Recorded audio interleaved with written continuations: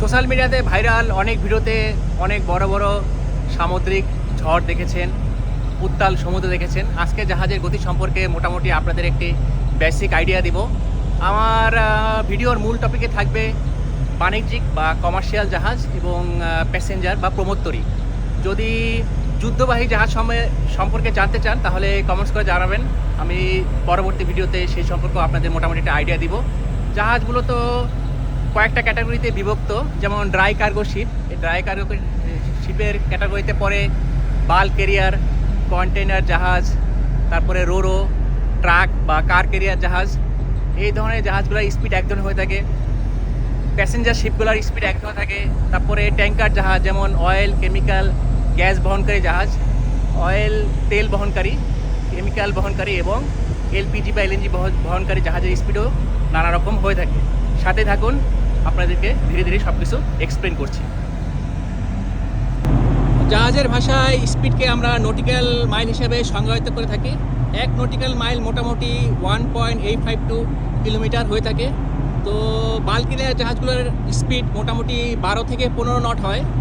কিলোমিটারে কনভার্ট করলে 22 থেকে 28 কিলোমিটার প্রতি ঘন্টায়।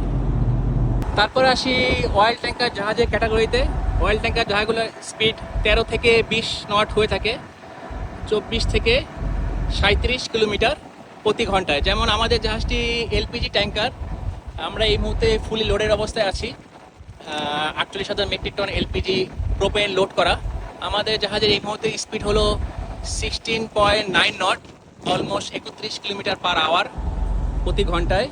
এই ধরনের একটি লোডেড ট্যাঙ্কারের জন্য এটি একটি যথেষ্ট সন্তোষজনক এবং ইমপ্রেসিভ স্পিড। আমি মোটামুটি ক্রোনোগ্রাফির অর্ডারে ধীরগতি জাহাজ থেকে হাই স্পিড জাহাজের দিকে ধাবিত হচ্ছি। নেক্সট সিরিয়ালে আসে স্ট্যান্ডার্ড কন্টেনার শিপ, যেগুলো কন্টেনারের ভিতরে নানা রকম কার্গো বহন করে। এগুলোর স্পিড হয়ে থাকে 24 থেকে 25 নট, মানে 37 থেকে প্রায় 46 কিলোমিটার প্রতি ঘন্টায়। পরবর্তীতে এক ধরনের বিশেষ কার্গো বা কন্টেনার লাইনার আছে, যেগুলো প্রচণ্ড স্পিড করে থাকে, আপ টু 35 থেকে 37 নট।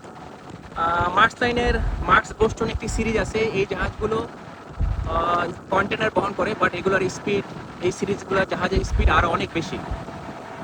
মার্কস বোস্টন সিরিজের জাহাজগুলি মূলত স্পেশালাইজ বা বিশেষ শ্রেণীর জাহাজ। পরবর্তীতে যে জাহাজগুলো আরও স্পিডে চলে থাকে, সবার খুব পছন্দের জাহাজ প্যাসেঞ্জার শিপ বা যাত্রী বহনকারী প্রমোত্তরী। এই জাহাজগুলো দেখতে খুবই সুন্দর হয়ে থাকে। এই জাহাজগুলো প্রচণ্ড স্পিডে চলে, 21 থেকে 24 নটিক্যাল মাইল, মানে প্রায় 38 থেকে 44 কিলোমিটার প্রতি ঘন্টায়। একবার চিন্তা করে দেখুন, পানির উপরে চলন্ত একটি যান, সে প্রায় 44 কিলোমিটার প্রতি ঘন্টায় সামনের দিকে দাবিয়ে চলে। আমি এই মুহূর্তে জাহাজের একেবারে পিছনের প্রান্তে। এখানে প্রোপেলারের থ্রাস্টে খুব সুন্দর একটি চার্নি এফেক্ট বা ঘূর্ণনের সৃষ্টি হয় এবং এখানে একটা লাইনের মতো সৃষ্টি হয়। এই দৃশ্যটি খুবই চমৎকার হয়। আশেপাশের আকাশও আজকে প্রচণ্ড সুন্দর, মাশাআল্লাহ। সর্বশেষ যে জাহাজটি হিস্টোরিক ওশান লাইনার্সের একটি জাহাজ, যে সকল রেকর্ড ভঙ্গ করেছে, সেটি এসএস ইউনাইটেড স্টেট নামে পরিচিত একটি জাহাজ। 38.38 নটিক্যাল মাইল বেগে জাহাজটি চলার রেকর্ড করেছে, যেটি ঘন্টায় কনভার্ট করলে 71.1 কিলোমিটার প্রতি ঘন্টায় হয়ে থাকে। একবার চিন্তা করে দেখুন, আমাদের দেশে হাইওয়েতে এবং সিটিতে ম্যাক্সিমাম গাড়ির গতিবেগ 80 কিলোমিটার পার আওয়ার, অথচ একটি কমার্শিয়াল মার্চেন্ট ভেসেল বাণিজ্যিক জাহাজ 71.1 কিলোমিটার পার আওয়ার বেগে সমুদ্র অতিক্রম করেছে। সমুদ্র দাপিয়ে বেড়া জাহাজগুলো সম্পর্কে মোটামুটি একটি আইডিয়া পেয়েছেন। আমি আমার ব্যক্তিগত জীবনে আমি 2004 সাল থেকে প্রফেশনাল নাবিক হিসেবে সেল করছি। আমার সবচেয়ে এক্সাইটিং এক্সপিরিয়েন্স ছিল 2005 সালে। আমি একটি জেনারেল কার্গো জাহাজে ছিলাম। এই জাহাজটির পাশ দিয়ে এপিএল, আমেরিকান প্রেসিডেন্ট লাইন এর একটি কন্টেনার জাহাজ 29.9 নটিক্যাল মাইল, মানে প্রায় 45 কিলোমিটার বেগে আমাদের পাশ দিয়ে দ্রুত বেগে চলে যায়। সেটি আমার দেখা সি ক্যারিয়ারে বা সি লাইফে সবচেয়ে সামনাসামনি দেখা সবচেয়ে হাই স্পিডের জাহাজ ছিল। আলহামদুলিল্লাহ, এখানে সন্ধ্যা হয়ে গেছে। আমি জাহাজে একেবারে সামনের প্রান্তে। অনেকগুলো পাখি এখানে বিশ্রাম নিচ্ছে। সুন্দর একটি দৃশ্য, মাশাআল্লাহ। সূর্য ডুবে গিয়েছে অলরেডি। এতক্ষণ আপনাদের সাথে ছিলাম আমি শাকিল। আমার সম্পূর্ণ নাম শাকিল মাহমুদ। যারা আমাকে চিনেন তাদেরকে নতুন করে পরিচয় দেওয়ার কিছু নেই। আমার ফেসবুক, ইনস্টাগ্রাম, টিকটক, ইউটিউবে পেজ আছে। আপনাদেরকে ভিডিওটি পছন্দ হলে শেয়ার করার অনুরোধ থাকবে, তাহলে এত কষ্ট করে যে ভিডিওটি বানাই তা কিছুটা হলেও সার্থক হবে। তো আপাতত বিদায় নিচ্ছি। পাখিগুলো আমার সঙ্গী এই মুহূর্তে সন্ধ্যায়।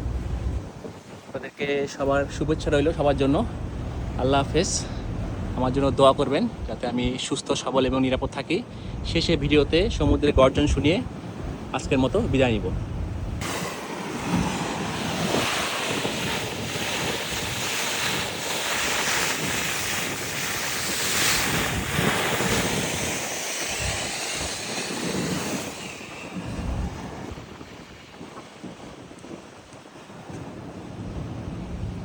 আল্লাহ হাফেজ। পরবর্তী ভিডিওতে আবার দেখা হবে, কথা হবে।